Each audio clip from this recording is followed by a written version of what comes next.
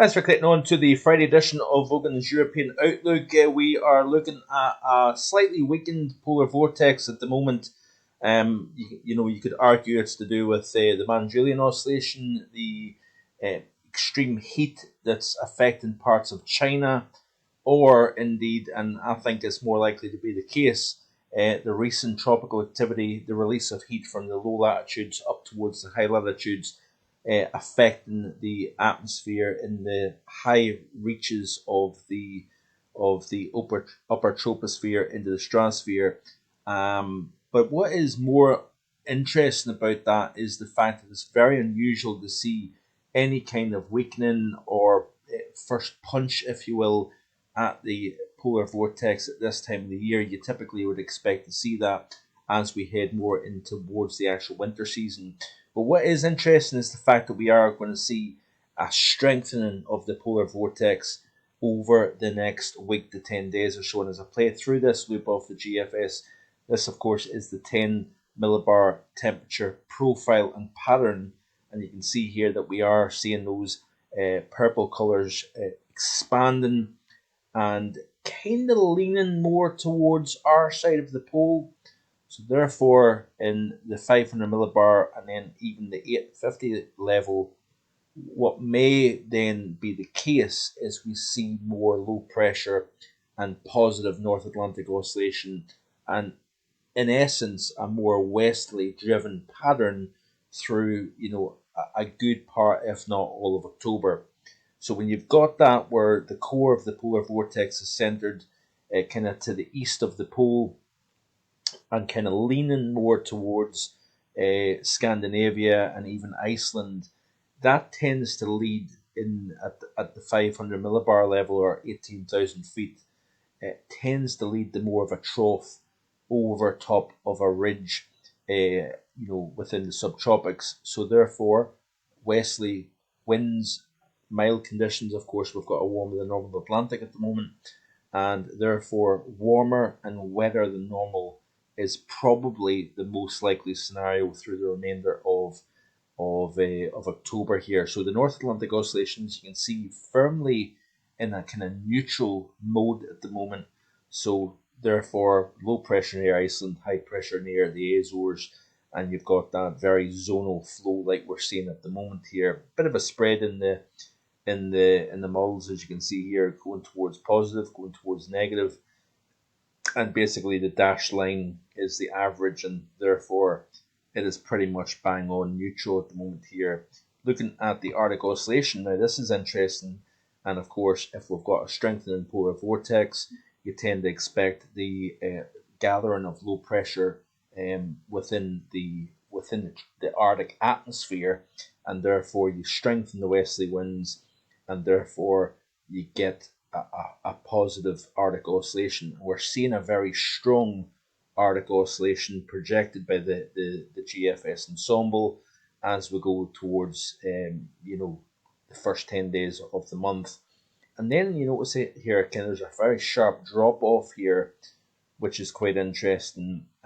Is it possible that that is a response of the weakening that we're seeing at this moment in time? Is, of course, when you've got a weakening of the polar vortex, you have a week to 2 week lag in response within the lower portions of the atmosphere. So that's something worth kind of taking note of. But it goes back towards neutral, doesn't go negative or anything. So therefore, we're not expecting much in the way of high latitude blocking. Looking at the jet stream, of course, we've got a very west to east flow at this moment in time. Cold air bottled to the north, plenty of warmth still within the subtropics, and of course when you've got a 2 degrees Celsius warmer than normal Atlantic and you pull that air across that warm water, you're generally going to be seeing warmer than normal temperatures in response. As we head towards the weekend, we've got a kind of split in the jet across the North Atlantic, one arm going north, one arm going south, as you can see here. And then as we go into the day on Sunday, we do have a system. Now, I don't know if this is the remnants, believe it or not, of Ian that's now become entrained within the jet stream crossing over the Atlantic, but it is going to be heading up towards Iceland. is going to deepen that very significant area of low pressure, and its associated frontal system is likely to bring more wind and rain across the British Isles during the day on Sunday.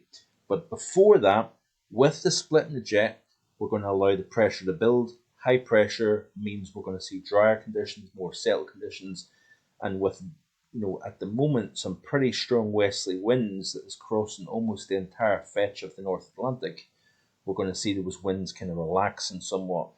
Over the last couple of days, including today, we've seen plenty of showers blowing in on that west wind, primarily across Scotland, possibly parts of Western England, Wales, and across parts of Ireland as well. We've seen some very nasty conditions.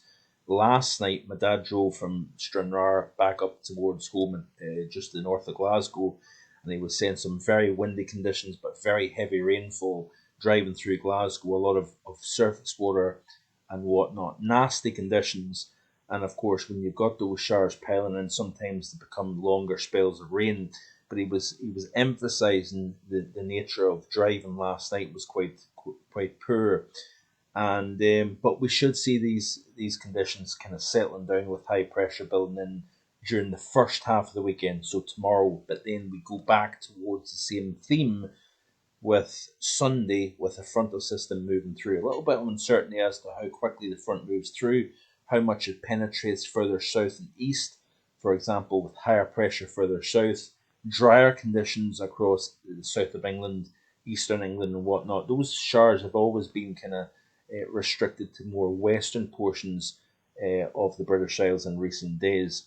But then as we press through into next week, we've got more surges, these kind of cores of stronger winds within the jet stream that will kind of push towards the UK, and therefore sending more areas of low pressure our way as well, strengthening polar vortex, and you've got that very westerly driven pattern at the moment here. So you can see here as we push towards next weekend, long way out of course, but you've got the general idea as to what's going on here. So looking at the CFSV2, this is the upcoming 7-day period. It doesn't get much more zonal than this, as you can see, looking at the rainfall chart of the model for the next 7 days. And you can see here that we've got the lion's share of wetter than normal conditions across the north and west, drier than normal south and east of the British Isles, wetter than normal the further north you go over Ireland as well. And temperature anomaly wise, you can see here that it is, if it loads for me, because I don't have internet at the house at the moment, recently moved and we're still waiting on broadband getting set up in the house. But yeah, warmer than normal pretty much across the board. When you've got a firmly driven Atlantic pattern, it floods Europe with warmer than normal conditions here, as you can see. Back to the 500 millibar chart for week 2, and again it is rather slow. I do apologise for that. And you can see here that it is we've got a little bit less zonal flow, if you notice here, more of a trough digging down over the UK and the North Sea. Look at that high building to over the North Atlantic. So we'll kind of watch this space. Precipitation wise, you can see here 7-day anomaly here for week 2. Weather than normal, as you can see, across possibly more of the UK, including the south, into France, into the Alpine region. Quite interesting. Looking at the 2-meter temperature anomaly chart here, still warmer than normal, as you can see. Back to week 3, and we can see that it is kind of back to still a kind of trophy kind of setup here. If it is going to load for me, that is. Do apologise for the speed of this here. I'm actually using the hotspot of my mobile phone. The signal around here is pretty rubbish actually, so yeah, is it going to load? If it doesn't load, then we're just going to have to call it quits. But certainly the idea is, I think, for the remainder of October, it's going to be wetter and warmer than normal overall. Looking at the snowfall, so this is the current snowfall chart. Not easy to see, I'm afraid, but you can see that we are starting to see the snow cover becoming more expansive especially central and eastern Russia. Not got a great deal of snow cover over Canada at this moment in time. We've had a lot of heat over western portions of Canada in recent times. United States still completely void of any snow, so unfortunately that is slightly below normal. But so it looks as if it's not going to load up, unfortunately. So, but you get the overall idea. Warmer and wetter than normal, the more north and west you are over the British Isles, for the next couple of weeks anyway. So, hope you enjoy the rest of your evening, your Friday evening. And please, of course, if you haven't already done so, hit that subscribe button and give me some support. Of course, we are getting closer and closer to the winter season. We're going to be looking more at the different aspects that go into a forecast in the coming weeks, so stay tuned for that. Please like, share, and subscribe. Thanks for watching. See you again tomorrow. Bye for now.